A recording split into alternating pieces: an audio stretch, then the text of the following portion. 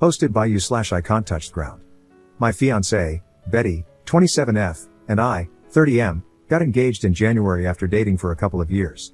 Our plan was to get married next year once we had saved enough money for the wedding. Shortly after getting engaged, we moved in together at the end of January. In May, Betty was a bridesmaid for one of her friends, but I was unable to attend due to my job and the fact that it was a 5-day trip. Betty had a great time reconnecting with some of her old friends, but a couple of weeks after she got back, she became moody and withdrawn. I was relieved when she made an appointment with a therapist since she hadn't opened up to me about what was troubling her. After about 5 or 6 sessions, she sat me down one Saturday morning so we could talk. Betty had been raised in a very conservative household and had to suppress her desires until she moved out to go to college. Even then, certain ideas she denied and refused to embrace. At the wedding, she was introduced to the wife of one of her girlfriends from college, and it triggered a lot of repressed desires over the days they all hung out before the wedding. She told me she felt romantic and intimate attraction to women as well as men and realized she was bisexual. I told her I was happy she finally felt safe sharing this with me, and it didn't change how I felt about her. It was a very emotional moment. She asked me how I felt about her exploring her sexuality now that it was out in the open. I said I was open to exploring it with her and possibly having a 3-way with another woman to let her have that experience. She wanted a one-on-one experience with another woman and felt she couldn't do that with me present. I told her that sounded more like an affair and was something I wasn't comfortable with. I asked her if she wanted to cancel the wedding and maybe separate while she figured out what she wanted to do. She was adamant that was not what she wanted. She said she was still very much in love with me and still wanted to get married, but she felt like she had to explore these feelings she was embracing before we settled down together. I asked her if she had done anything inappropriate at the wedding and cheated on me. I asked if she had someone in mind or had been talking to someone since she came back. She admitted to dancing with a girl at the reception and said they kissed at the end of the night, but nothing else happened. She denied talking to anyone or pre-planning anything. She knows this was a lot to throw on my plate all at once and didn't expect an answer right away. She just asked that I keep an open mind and keep talking about it. I couldn't promise anything, but I agreed to do some research and talk to a workmate who has an open marriage to see how they cope. I did warn her that if I found out she lied or was doing anything behind my back, there would be no second chances and I would leave. My workmate has been super helpful and open about their relationship. My brother got me into a support group that has helped me come to terms with the changes in our relationship. I'm burning through my second book and sat Betty down Thursday night to check in and talk about moving forward. I found us a couples therapist, gave her the book I had finished, and told her we should postpone the wedding for 6 months and then decide if that's still the path we want to take. I was on a roll when she stopped me and asked if I was planning on dating other people, as it had never occurred to her that I would be dating as well. She kind of shut down after that, barely giving one-word answers when I asked her something. I think the longest sentence I got was, "I just don't know." She has been like that for 24 hours now, like she is lost in a fog. I'm just bracing myself for the inevitable flood of emotions. I would have thought she would be happy that I was considering opening our relationship. Update 1 day later. Saturday night, her fog lifted, and things got pretty heated. She said that the open relationship was my way of punishing her and being vindictive by dating other women. She claimed she was just asking for some grace to explore her feelings. I replied that she showed almost no remorse for cheating on me and instead expected an open-ended hall pass to do so again. I told her our friends had informed me that she asked them not to say anything about what happened at the wedding, so I would probably never know the full truth and just had to accept that it was worse than she admitted. I asked if she thought it was fair to go have bedroom intimacy with other people while I waited by the door like a lovesick puppy, expected to wag my tail when she decided to come home and show me some attention. It devolved after that, and some hurtful things were said by both of us. I finally gave her 3 options if she wanted to move forward. 1. Monogamy, postpone the wedding and go to couples counseling. No experimenting. When we get to a good place, we can proceed with the wedding, along with a prenup to protect me if she changes her mind or cheats again. 2. Open relationship, we can both date whoever we want, and she can figure out her sexuality on her own terms. In a year or so, we can see if marriage still seems like a good option if we're still together. 3. Full separation, she moves out, and we each live our lives as we see fit. If she decides she wants monogamy with me and I haven't moved on, we can try option number 1. But it would be a new beginning, not just picking up where we left off. She decided she needed some space to think things through and is going to stay with friends for a couple of days. Before she left, I told her that if she accidentally cheated while she was gone, not to come back except to pick up the rest of her things. This morning, I got a text from her saying, "I'm so sorry." She didn't answer when I asked her what she meant, and my call went to voicemail. I'm not going to reach out to her again and will wait for her to contact me when she's ready. Second update 1 week later. I previously posted here when my fiancée announced she was bisexual and had made out with a woman at her friend's wedding.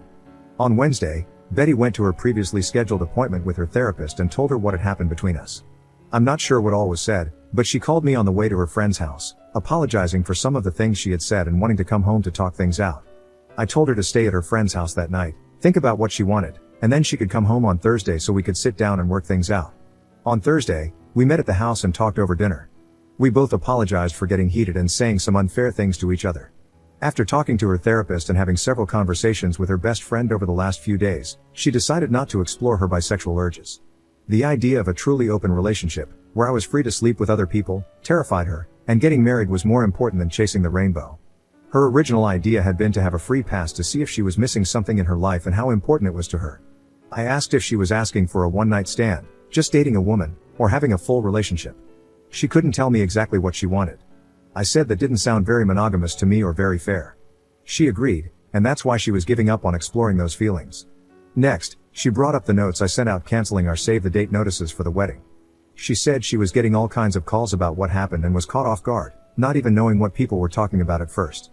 She was upset that I did that without talking to her first. I reminded her that she had dropped 2 grenades in my lap, coming out as bisexual and admitting that she had cheated on me, then left and wouldn't talk to me, except for a cryptic "I'm so sorry" text followed by silence. While I never said anything other than that we were having issues and had to postpone the wedding, there was evidently speculation that she had cheated on me. She switched gears and said we could still get back on track and get married next spring. I told her no, because now, whenever one of us is out of town, my mind will be thinking about her cheating again, especially after she came out and wanted to have an affair to explore her sexuality. I said maybe, after couples therapy, we could get back to a good place again, but not by the end of the year. It would be foolish to start planning and making financial commitments before we even knew if therapy was going to work. I also told her I wanted a prenup to protect everything I brought into the marriage, as well as my future retirement savings. Plus, she would forfeit any equity if we bought a house. When she protested, I said, if she planned to be faithful and not change her mind later, it would never be an issue, just something to give me peace of mind. It's been an ongoing conversation for the last few days. Betty wants to rug sweep the incident at the wedding and move forward with our wedding. In her opinion, exploring her sexuality is not worth sacrificing our relationship. For now, we are back together and planning on counseling soon. In a moment of post-clarity, I realized that I rushed to embrace the idea of an open relationship to give Betty the freedom to explore her new feelings, but I'm no longer as willing to consider that option. I think separation is the better choice, breaking up, if you will, until we both decide what direction our future lies in and whether it's with each other. It's not what I want, but I also don't want to spend the next 3 to 5 years together only for her to change her mind or cheat on me one day. Edit. Chasing the rainbow was her analogy, not mine. I didn't have a problem with her sexuality, the problem was that she cheated. Granted, she only made out with someone, but then she wanted permission to have bedroom intimacy with someone else. Whether male or female, that's unacceptable in what I thought was our monogamous relationship. Being bisexual doesn't give you the right to have bedroom intimacy with someone else while you're already in an exclusive relationship, it just means you're attracted to twice as many people. We have counseling scheduled to see what's best for us. Until we firmly resolve this issue, we won't be getting married. I don't want to deal with cheating or the possibility of her wanting to open the marriage years down the line, only to end up getting divorced. Third update 2 weeks later. What a crappy week. Counseling started off badly. As soon as we walked into the office, I noticed a large pride flag on the wall, and our therapist seemed very biased toward my girlfriend's predicament. She glossed right over the cheating and jumped straight into how I needed to better support Betty's awakening and help her on her journey. Betty is the one who's confused, and apparently, I'm not giving her a safe place to explore who she is. Nothing about my feelings or needs was addressed. To make matters worse, when the therapist was piling on me, I looked to Betty to stand up for me or say something positive, but I got nothing. That part hurt me the most, and I pretty much shut down for the rest of the session. Toward the end, the therapist did try to re-engage with me, clearly realizing she had completely lost me. On the drive home, Betty tried to talk to me, and I just gave her the same 3 answers I kept repeating to the therapist: sure, nope, and maybe. This was the therapist that her individual therapist recommended to us. The next day, I got a call from Betty's mom at work, asking why we were postponing the wedding, mentioning that her family and friends had already started making plans. I told her she needed to discuss that with her daughter. She kept badgering me, and eventually, I told her that Betty made out with someone at her friend's wedding, and that's why things were on hold. Then I hung up on her. Less than an hour later, Betty called me, demanding to know what I had told her mom. I said I told her that she kissed someone at a wedding and that we were trying to work through it. I didn't mention Betty coming out to me. I told her she needed to sit her mom down and tell her the whole truth, but I'm not going to hold my breath. So, I get this text from her mom telling me I need to suck it up and move past this, even implying that I might be at fault for not going to the wedding with her. It was a huge text, basically giving me a lecture and trying to tell me what I need to do.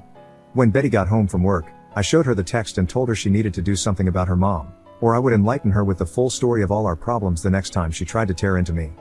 Betty said she would handle her mom and made me promise to give her some time to tell her everything. Also this week, Betty has gotten very protective of her phone. Yeah, major red flag. I went to charge my phone and unplugged hers to plug mine in, and she practically flew across the room to snatch her phone out of my hand. Later, I managed to sneak a look at her phone while she was asleep, only to find she had changed her access code, something she hadn't done since we'd been together. I went online and checked our phone bill and saw many lengthy calls to a Colorado area code, which I found out is where the girl she kissed is from. I'm just mentally exhausted at this point, the gaslighting, the lying, and feeling like I'm constantly treading water. Lately, when we've been intimate, there's a lack of passion in her that used to be there before all of this. I feel like I'm being love bombed, but without the actual feeling behind it. It all just feels like hollow words and empty gestures. Tomorrow, we're going to a cookout at her parents' house. I'm going to try to keep my cool and not say anything, crossing my fingers. But when we get back, I'm telling Betty I'm done. I'll give her the choice of keeping the apartment or moving out. She'll be free to explore and find what truly makes her happy, it just won't be me. I came clean with my parents and a few friends about this whole mess. My tribe is ready to support me and help with the move when I need them. Dad vetoed Mom's offer to move back home and said what I really need is a new puppy, definitely too old to live with my retired parents.